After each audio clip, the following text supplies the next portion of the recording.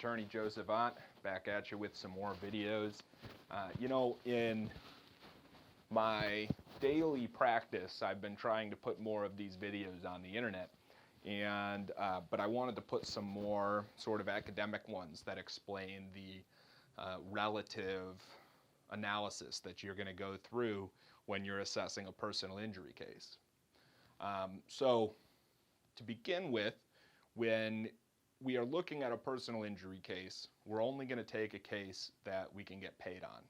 And that premise is very important because it means that the majority of our cases are going to sound in negligence, because insurance has a prohibition on paying for intentional acts. So insurance companies generally will not pay out if you've done something to intentionally hurt someone else. And that's because it's trying to prevent, arguably, this issue where somebody would be attacking someone else and then splitting the insurance money with them. So that's an uninsurable risk, and we'll talk about that in another video.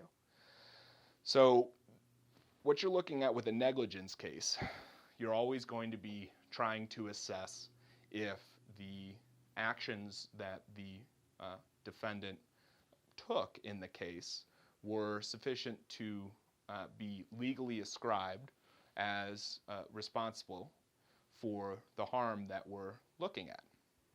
Now, when you are in law school, case law is generally going to analyze questions of negligence and causation by looking at a four-element inquiry.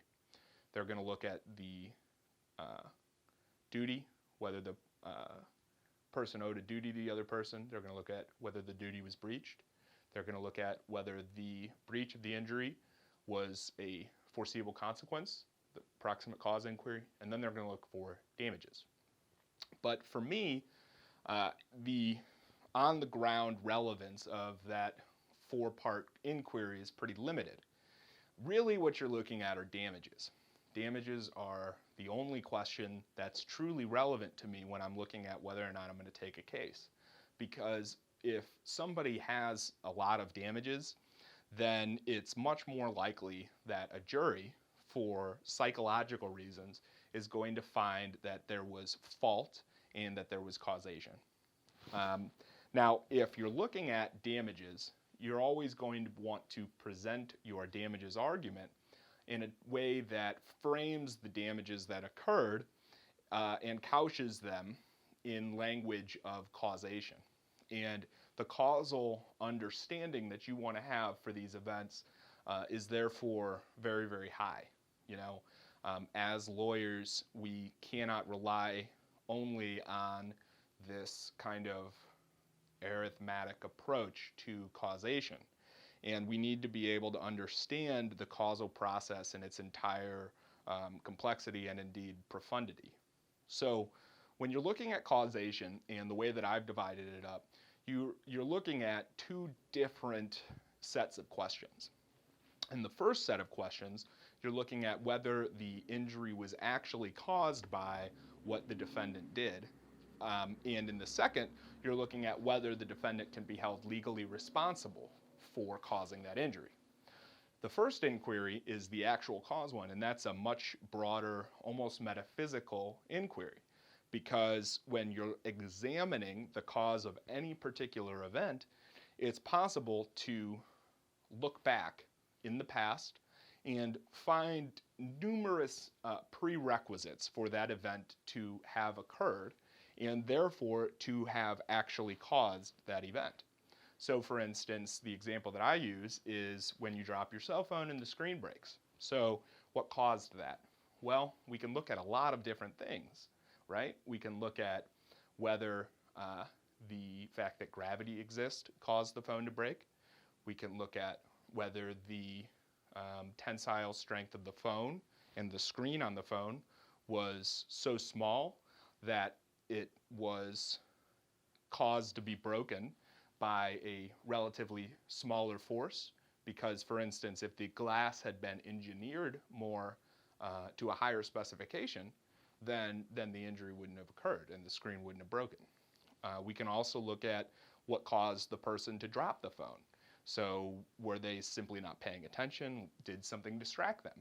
And can that thing that allegedly distracted them be isolated as being the cause? You know, if you think about it, this notion of causation is truly a profound one. And most of the major religions are going to be addressing the question in one way or another. For the Christians, causation is caused by, in the initial instance, by God, the initial mover. And that is the only cause that has no other causes.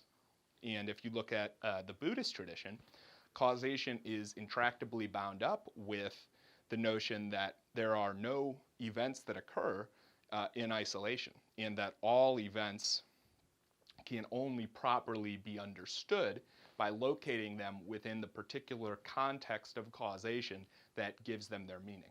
So this question of causes is a complex one, to say the least.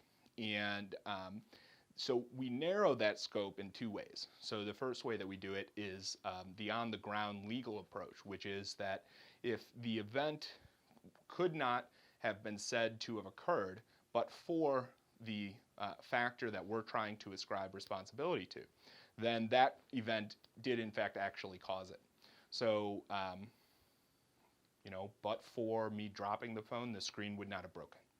So that shows that, me dropping the phone was a but-for cause. That was a prerequisite to the phone breaking. The other element that we're going to be examining is proximate causation. So proximate causation is the more legalistically precise mechanism, and proximate causation is always going to entail cultural and contextual norms regarding responsibility for a given activity. So the law does not want to have people be responsible for causing damages that they could not have foreseen.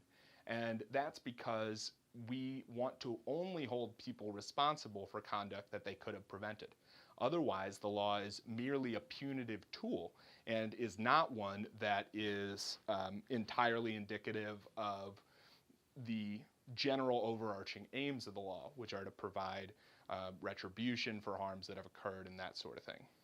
So the proximate cause inquiry is going to look at whether the general mechanism that caused the harm that we're examining was a foreseeable risk of what made the person's conduct negligent. So this notion of proximate causation really collapses all four factors. And we first assess, was there an actual cause there? And that inquiry is useful because it allows us to identify any of the numerous causes that we can pin the case on.